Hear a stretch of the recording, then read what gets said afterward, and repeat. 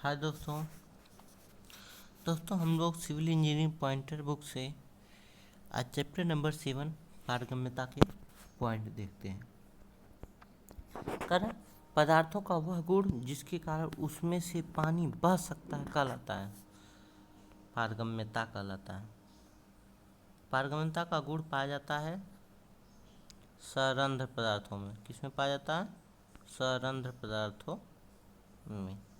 वे पदार्थ जिनमें से पानी प्रवाहित होता है हो सकता है कहलाते हैं पारगम पदार्थ। वे पदार्थ जिनसे पानी प्रवाहित नहीं हो सकता है कहलाते हैं अपारगम्य पदार्थ।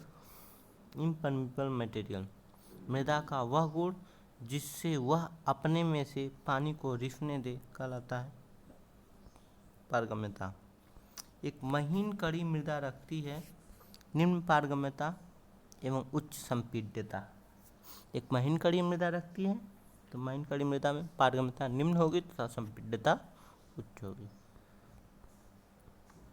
मृदा की पारगम्यता प्रभावित नहीं होती है वायुमंडलीय दाब द्वारा। मृदा की पारगम्यता प्रभावित नहीं होती है वायुमंडलीय दाब द्वारा।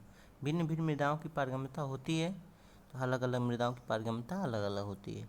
सूक्ष्म कड़ी मृदाओं की पारगम्यता होती है कम, स्थूल कड़ी मृदाओं की पारगम्यता होती है अधिक। मृदाओं से पानी का प्रवाह हो सकता है या तो स्तरीय लैमिनार या टर्बुलेंट थ्रो यानी अशांत प्रवाह। वह प्रवाह जिसमें प्रत्येक द्रव कण एक निश्चित पथ पर यात्रा करता है तथा कभी भी अन्य द्रव के कणों को नहीं काटता है कहलाता है स्तरीय प्रवाह। बजरी होता है अधिक पारगम्य। Gravel is highly permeable.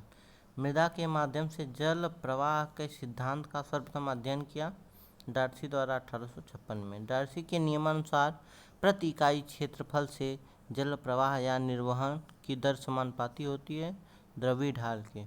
वह समीकरण जो डार्सी के नियम को परिभाषित करता है Q बराबर KIA। Q बराबर KIA। पारगम्यता को जाना जाता है पारगम्यता गुणांक के रूप में। पारगम्यता गुणांक या साधारण पारगम्यता का मात्रक होता है तो mm पर सेकेंड, सेंटीमीटर पर सेकेंड या फीट पर सेकेंड यानी वेग का जो मात्रक होता है वही पारगम्यता गुणांक का भी मात्रक होता है। डार्सी का नियम बाध्य है केवल स्तरीय प्रवाह के लिए। कठोर मृत्तिकाएं होती हैं बहुत पर कम पारगम्य अथवा अपारगम्य। पारगम्यता को प्रभावित करने वाले भौतिक गुणधर्म हैं श्यानता और एकांक भार दोनों। मृदा का पारगम्यता गुणांक समानुपाती होता है प्रभावित कण के माप के वर्ग के। मृदा के पारगम्यता व्युत्क्रमानुपाती होती कणों की अपेक्षित सतही क्षेत्रफल के। वैज्ञानिक एलन हैजन के अनुसार बालू का पारगम्यता गुणांक होता है तो K बराबर 100D10²। यदि द्रव की श्यानता अधिक है तो पारगम्यता होगी कम होगी। पारगम्यता सीधे समानुपाती होती है जल के एकांक भार के।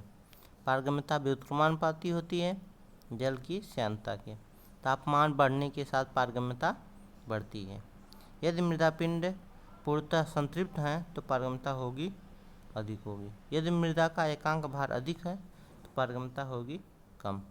यदि मृदापिंड का रिक्ति अनुपात अधिक है तो पारगम्यता गुणांक होगा अधिक।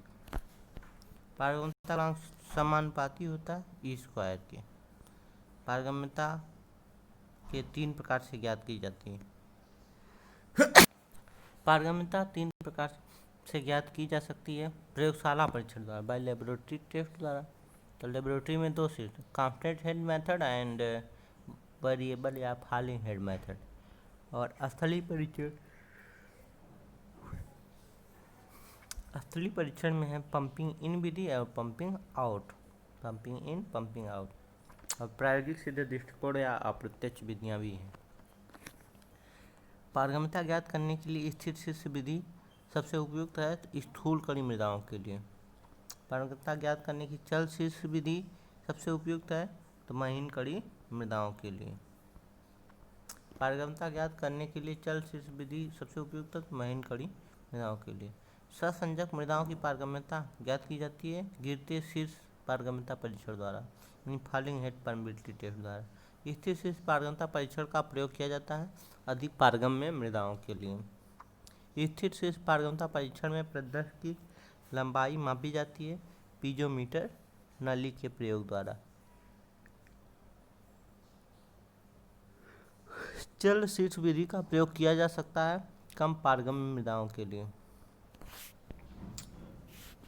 पारगम्यता प्रत्यक्ष माप द्वारा निर्धारित की जा सकती है की सहायता से पारगम्यता मापी से। पारगम्यता गुणांक निर्भर करता है मृदा पिंड के गुणों पर।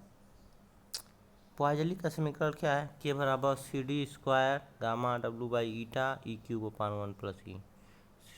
के बराबर C D square gamma W by eta e cube upon 1। वैज्ञानिक एलन हैजन का बालू का पारगम्यता के बराबर 100 D10 का स्क्वायर। स्थिर या अचल शीर्ष पारगम्यता मापी परीक्षण के बराबर QL बाई HAT। अचल शीर्ष पारगम्यता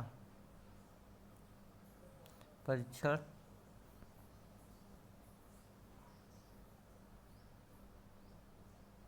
अस्थिर या ये अचल नहीं होगा। चल शीर्ष पारगम्यता परीक्षण के बराबर 2.303 AL by AT log H1 by H2। Pumping इन परीक्षण के बराबर Q अपार 5.5 RH।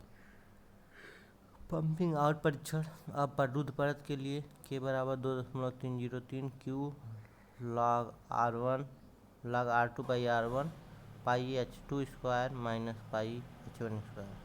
परिरुद्ध परीक्षण के बराबर 2.303 Q log R2 by R1 2 pi Z H2 minus H1। अस्थिर शीर्ष परीक्षण का प्रयोग निम्न प्रकार की मिट्टी के लिए पारगम्यता तो सिल्ट और मृतिका के लिए। आंतरिक पारगम्यता या परम पारगम्यता की इकाई है तो आंतरिक पारगम्यता या एब्सोलूट परमिबिलिटी की इकाई है वर्ग मीटर। मृदा के बड़े क्षेत्रफल के लिए पारगम्यता गुणांक की पूर्णतः राशि को निकाला जाता है तो मृदा के बड़े क्षेत्रफल के लिए पंपिंग आउट विधि का। जोधपुर पारगम्यता मापी अभिकल्पित किया गया था आलम सिंह द्वारा 1958 में। जोधपुर पारगम्यता मापी जो अभिकल्पित किया गया वो आलम सिंह द्वारा। जोधपुर पारगम्यता मापी जोधपुर पारगम्यता मापी उपकरण अध्ययन के लिए है पारगम्यता का। जोधपुर पारगम्यता मापी परीक्षण किए जा सकते हैं गिरता शीर्ष परीक्षण और स्थिर शीर्ष परीक्षण दोनों। जोधपुर पारगम्यता मापी में बेलन का आंतरिक क्षमता होती है 300 ml। जोधपुर पारगम्यता मापी का अनुप्रस्थ काट का क्षेत्रफल 50 वर्ग सेंटीमीटर।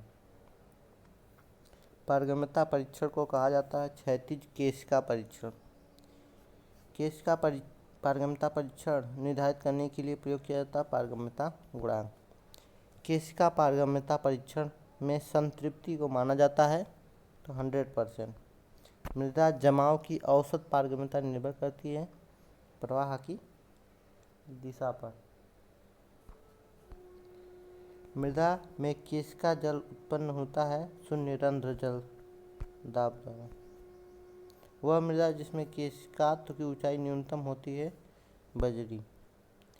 रिक्तता अनुपात E तथा E2 पर किसी मृदा की पारगम्यता K1 और K2 है तो इसका संबंध होगा K1 अपान K2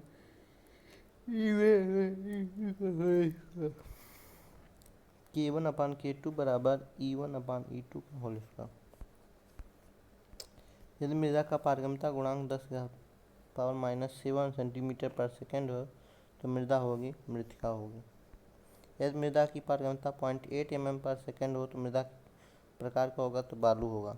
मृदा का पारगम्यता गुणांक 10⁻⁻4 से 10⁻⁻2 सेंटीमीटर पर सेकेंड हो तो मृदा को अप्रवेश मृदा के रूप में।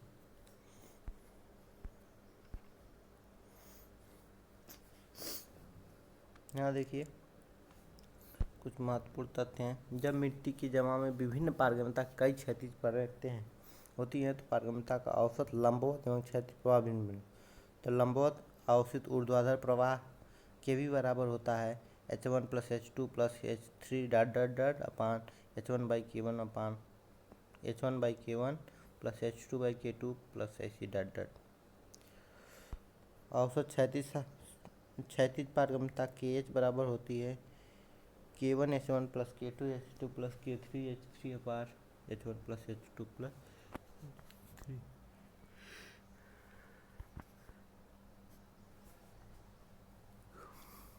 नोट: यदि मृदा का प्रवाह द्विदैशिक हो रहा हो तो मृदा समदैशिक न हो, x दिशा में मृदा की पारगम्यता kx तथा y दिशा में पारगम्यता ky हो तो मृदा की औसत पारगम्यता k एवरेज बराबर √kx इंटू ky। यदि मृदा विषमदैशिक हो तथा त्रिदैशिक प्रवाह हो रहा हो, x दिशा में y दिशा में तथा z दिशा में पारगम्यता kx ky kz हो तो k एवरेज बराबर kx into ky into kz whole की पावर घनमूल 1/3।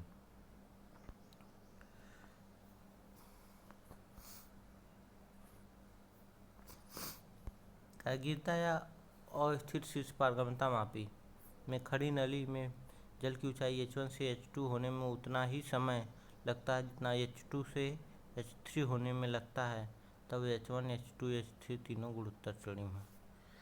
कह रहा है कि अगर अस्थिर शीर्ष यानी चल शीर्ष में पारगम्यता मापी परीक्षण में खड़ी नली में जल की ऊंचाई H2 से H1 होने में लगा समय